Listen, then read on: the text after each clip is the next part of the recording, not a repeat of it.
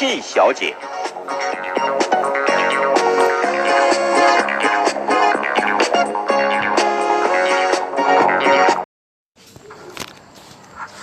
Partout où elle passait, les gens disaient « C'est Madame Chippy qui sème la zizanie ». Madame Chippy avait un petit air innocent et un sourire charmant. Pourtant, c'était bien vrai. Madame Chippy semait la zizanie. Un matin, Madame Chippy alla voir Monsieur Malpoli et lui demanda « Vous savez ce que Monsieur Petit raconte quand vous n'êtes pas là ?»« Non, répondit Monsieur Malpoli. Je voudrais bien le savoir. » Il dit que vous êtes un gros plein de soupe. Cela ne fit pas du tout plaisir à Monsieur Malpoli, mais alors pas du tout. Il alla donc trouver Monsieur Petit et sans même lui dire bonjour, il grogna.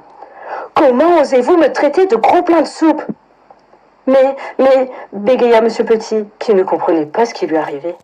« Il n'y a pas de mais !» hurla Monsieur Malpoli. Et il gifla Monsieur Petit. « Vlan !» Pauvre Monsieur Petit, il avait un œil au beurre noir. Madame Chippy avait tout vu, tout entendu. Et elle s'amusait beaucoup. « J'ai encore réussi à semer la zizanie !» se dit-elle fièrement. « Oh la Chippy !» Un peu plus tard, Madame Chippy alla voir Monsieur Malin et lui demanda « Vous savez ce que Monsieur Petit raconte quand vous n'êtes pas là ?» Non, répondit Monsieur Malin. Je voudrais bien le savoir. Il dit que vous êtes un singe à binocle. Monsieur Malin se fâcha tout rouge.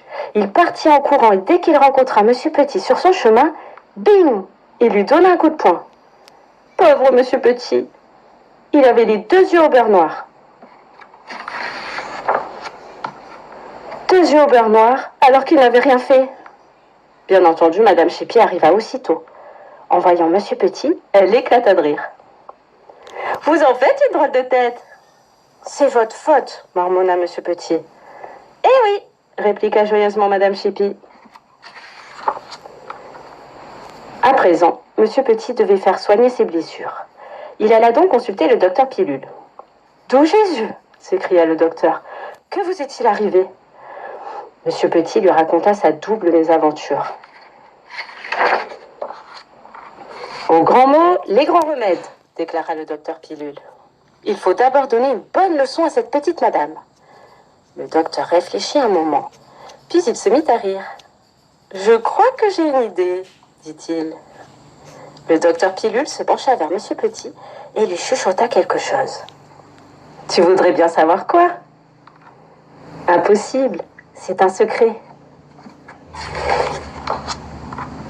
Cet après-midi-là, Monsieur Petit se rendit chez Monsieur Chatouille et lui demanda « Vous savez ce que Madame Chippy raconte quand vous n'êtes pas là ?»« Non, répondit Monsieur Chatouille. Je voudrais bien le savoir. Elle dit que vous êtes une grosse nouille. » Après quoi, Monsieur Petit se rendit chez Monsieur Malchance et lui demanda « Vous savez ce que Madame Chippy raconte quand vous n'êtes pas là ?»« Non, répondit Monsieur Malchance. Je voudrais bien le savoir. Elle dit que vous êtes un manche à balai. » Madame Chippy fut bien étonnée de voir arriver Monsieur Chatouille et Monsieur Malchance. « Comment osez-vous me traiter de grosse nouille ?» s'écria Monsieur Chatouille. Et il la chatouilla. « Guili guili, guili guili. »« Comment osez-vous me traiter de manche à balai ?» s'écria Monsieur Malchance. Et il la bouscula. Boum, boum. T'est-il déjà arrivé d'être chatouillé, bousculé en même temps ? Eh bien, ce n'est pas drôle. Pas drôle du tout. Or, Madame Chippy eut droit à 10 minutes de guili-guili boum boum. Et 10 minutes, c'est long. Tu peux le croire. Ce soir-là, le docteur Pilule rendit une petite visite à Monsieur Petit. « Comment vont vos blessures ?»« Beaucoup mieux, docteur, je vous remercie. »« Et notre petit stratagème a bien marché ?»« Comme sur des roulettes. »« Vous m'en voyez ravi, » déclara le docteur. Et ils se serrèrent la main. Ou plutôt, Monsieur Petit serra un doigt du docteur Pilule. Ensuite, le docteur Pilule alla rendre visite à Madame Chippy. Elle faisait triste mine. « Vous ne vous sentez pas bien ?» demanda le docteur Pilule. Alors, Madame Chépy lui raconta tout, absolument tout. Le bon docteur la regarda en souriant. « Vous savez, dit-il, quand on sème la zizanie, on récolte toujours des ennuis. » Et le docteur Pilule rentra chez lui, en hochant la tête d'un air satisfait. Monsieur Bonhomme,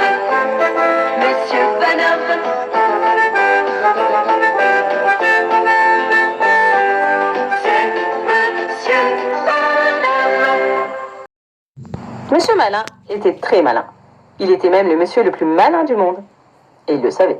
« Oh, que je suis malin !» se répétait-il à longueur de journée. Il vivait à Malinville, la capitale du Malinois, où, tu le sais sans doute, tout le monde était terriblement malin. Aux Malinois, les pommiers donnaient aussi des oranges. Aux Malinois, les fleurs se promenaient pour se changer les idées.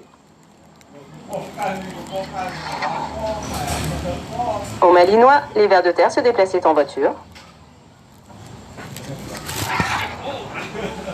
Aux Malinois, les éléphants jouaient au tennis.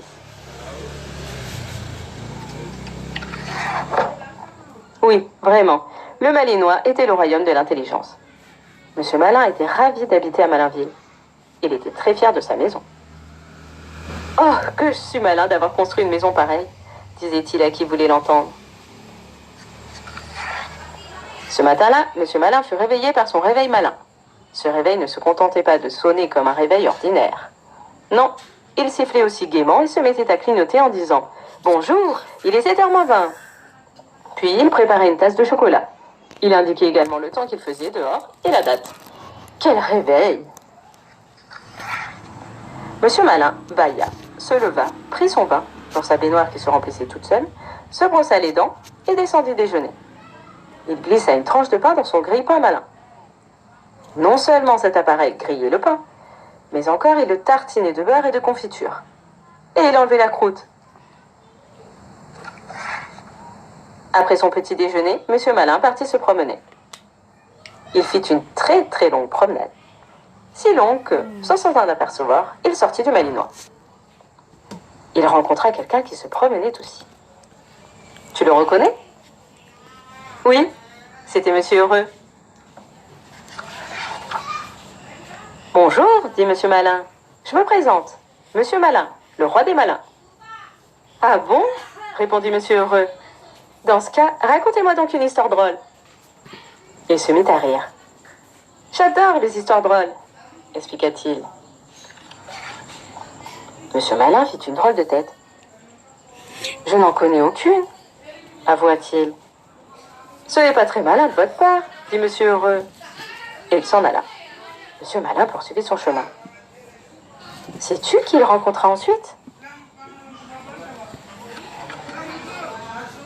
Oui, Monsieur Glouton. Bonjour, lui dit Monsieur Malin. Je me présente. Monsieur Malin, le roi des malins. Ah bon? Répondit Monsieur Glouton. Dans ce cas, donnez-moi donc la meilleure recette de cuisine du monde. Il se lécha les lèvres. J'adore les bons petits plats, expliqua-t-il. Monsieur Malin fit une drôle de tête. Je ne sais pas cuisiner, avoua-t-il. Je ne connais aucune recette. Ce n'est pas très malin de votre part, dit Monsieur Glouton. Et il s'en alla. Chercher quelque chose à se mettre sous la dent. Monsieur Malin poursuivit son chemin. Sais-tu qui il rencontra ensuite? Oui, Monsieur Étourdi. Bonjour, lui dit Monsieur Malin. Je me présente. Monsieur Malin, le roi des malins. Ah bon? Répondit Monsieur Étourdi. Dans ce cas, rappelez-moi donc comment je m'appelle. Il eut un petit sourire gêné. Je ne m'en souviens plus, expliqua-t-il. Pour la 3e fois ce matin-là, Monsieur Malin fit une drôle de tête. J'ignore votre nom, avoua-t-il. C'est la première fois que je vous vois. Ce n'est pas très malin de votre part, dit Monsieur Étourdi. Et il s'en alla, en oubliant de dire au revoir. Toute la journée, ce fut pareil. Monsieur Malin fut incapable d'indiquer à Monsieur Hatchoum un remède pour son rhume. Il fut incapable de dire à Monsieur Petit comment grandir. Il fut incapable de révéler à Monsieur Peureux le moyen de devenir courageux. Il fut incapable d'expliquer à Monsieur Allenvert ce que c'était que le bon sens.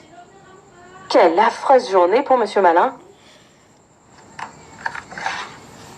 Monsieur Malin ne se trouvait plus si malin que ça. Aussi préféra-t-il rentrer chez lui. Il passa non loin de 2 vers de terre. « Qui est-ce » demanda l'un d'eux. « Monsieur Malin » répondit l'autre ver. « Tu sais bien, le roi des malins. Il rentre au Malinois. » Le premier ver de terre se tordit de rire. « Quel gros malin !» dit-il. « Il s'est trompé de chemin.